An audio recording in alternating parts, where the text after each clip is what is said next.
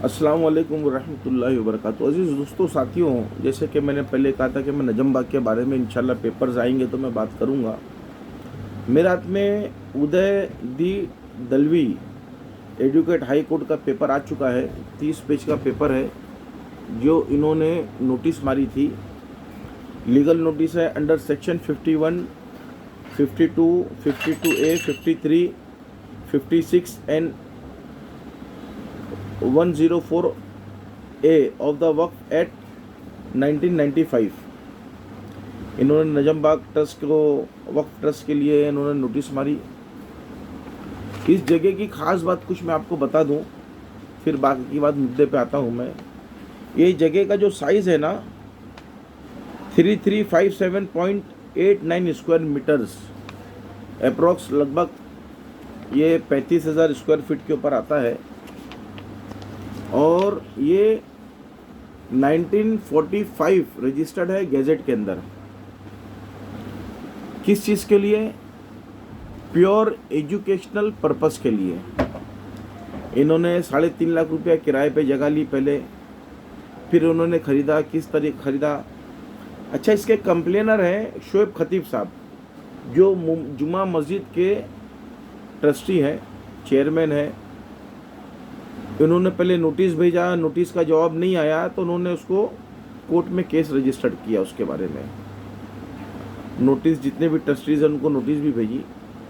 अब ये मामला कोर्ट का अपनी जगह अलग वो चलता रहेगा। शोएब खतीब साहब क्या चाहते हैं और दूसरे लोग क्या चाहते हैं वो एक अलग मुद्दा। मैं क्या चाहता हूँ वो आप सुनिए, और आप लोग भी क्या आप लोगों को चाहना चाहिए वो आप लोग सोचिए।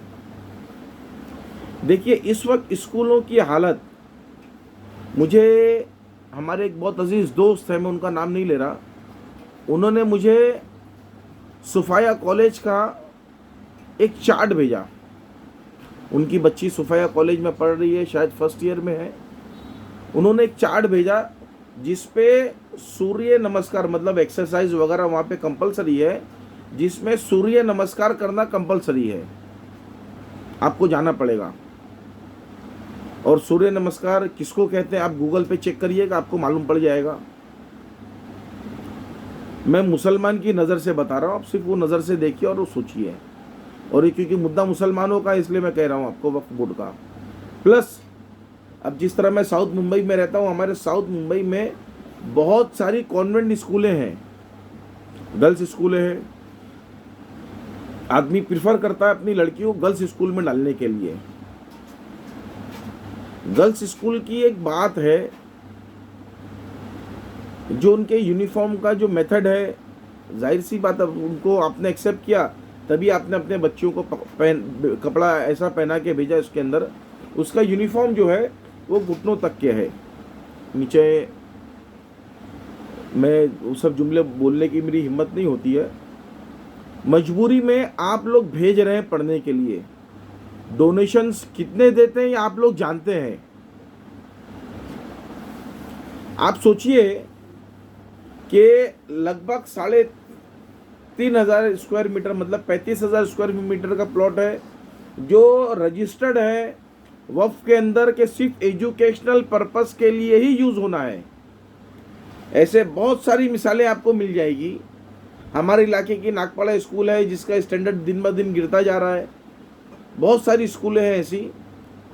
तो आप अपने बच्चों को कॉन्वेंट स्कूल में ना चाहते हुए भी इसलिए भेज रहे हैं, आधे कपड़े के अंदर जो स्कर्ट पहन करके भेजा जाता है, स्कर्ट बोलते हैं या कमीज, मतलब घुटनों तक रहती है। मुझे वो सब जुमले नहीं समझ में आते हैं।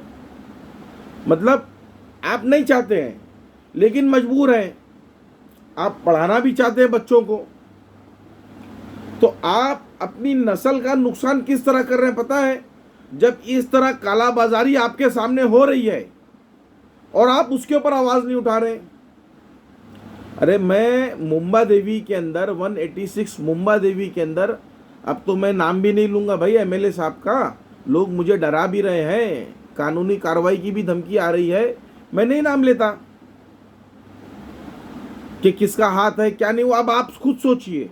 मतलब आपके इलाके के अंदर जो रजिस्टर्ड है स्कूलों के लिए, जो वक्फ की प्रॉपर्टीज़ है, वो बिल्डर नोच और खसोट रहे हैं। आप क्या कर रहे हैं? कुछ नहीं कर रहे हैं। मुझे मेरे वीडियो को एक गलती से हमारे एक शाही इमाम साहब हैं, मैंने उनके पास भेज दिया गलती से यूट्यूब का वीडियो। मैं उनको आम मतन भेजता नहीं, बहुत नेक और सौले शख्सियत है। उन्होंने मुझे बहुत अच्छा जवाब दिया, मुझे दुआ भी दी उन्होंने एक व्हाट्सअप मुझे ख़ास करके भेजा। मैं वो खाली वो पढ़ करके अपनी बात ख़त्म करता हूँ और आपको इंशाल्लाह वो बात समझ में आ जाएगी। वो शाही इमाम साहब अगर इस तरह का एक आलिम एक इलाके के अंदर हो जाए तो पूरा इलाका बदल जाएगा। ये सब जितने आजकल मौलवी जो शहर में घूम रहे हैं ना, ये सब अल्लाह हिफाजत करे उनकी भी और हमारी भी। हमारे साथ वो क्या कर रहे हैं, कौन क्या कर रहा है, सब समझ लीजिएगा। जब तक इस कौम ने कौम को दिया, जब तक इस कौम ने इस कौम को दिया, सरताज रही। भाई जो वक्त की प्रॉपर्टी है ना, कौम ने ही कौम को दिया ना। और जब से इस कौम ने कौम से लिया, मोहताज हो गई। लूट कौन रहा है, खसोट कौन रहा है? मुसलमान। तो हमको मोहताज होना है, हमको जलील होना है, हमको रुसवा होना है। अभी भी वक्त है। जितने भी मुस्लिम एमएलएस एमपीज हैं उनसे आप बोलिए, मैं भी उनसे रिक्वेस्ट करता हूँ कि आप हाउस में वक्फ प्रॉपर्टीज़ के लिए आवाज़ उठाइए। जितने भी एमपीज एमएलएज हैं, किसी भी पार्टी से ताल्लुक़ रखता है, कितने ईमानदार हैं। अभी हाउस शुरू होने वाला है, असेंबली भी शुरू होगा, लोकसभा भी शुरू होगा। आप देख लें कितने लोग आवाज़ उठाते हैं, आपको खुद समझ में आ जाएगा कौन कितने हैं। बहुत सारे फ़लस्तीन के लिए दुआ कर रहे हैं कि मजलूम की ज़मीन के ऊपर कब्ज़ा कर रहे हैं, यहूदी कब्ज़ा कर रहे हैं, इजरायली कब्ज़ा कर रहे हैं। अरे यहाँ पे मुसलमान की ज़मीन पे मुसलमान कब्ज़ा कर रहा है, लूट रहा है, उसके बारे में क्यों नहीं आवाज़ निकलती? आप कब बोलोगे भाई? हाँ, उसके लिए दुआ नहीं करते, उनके लिए बद्दुआ क्यों नहीं करते? या अल्लाह, जो मुसलमान की ज़मीन मुसलमान लूट रहा है, खसोट रहा है, उसको तू बर्बाद कर दे, तू नेस्तो नाबूद कर दे, क्यों नहीं बोलते? उनके पास से चंदा आता है, दावतों में बुलाया जाता है, मदरसे चलते वो पैसे से। अरे वो मदरसे में जिसमें ऐसे पैसे जाएंगे, वहाँ के कैसे लोग पढ़ करके निकलेंगे, आप खुद सोचिएगा। माफ़ कीजिएगा, बात ज़्यादा हो गई। अल्लाह आपके और मेरे लिए आसानी फरमाए। अल्लाह हाफिज़।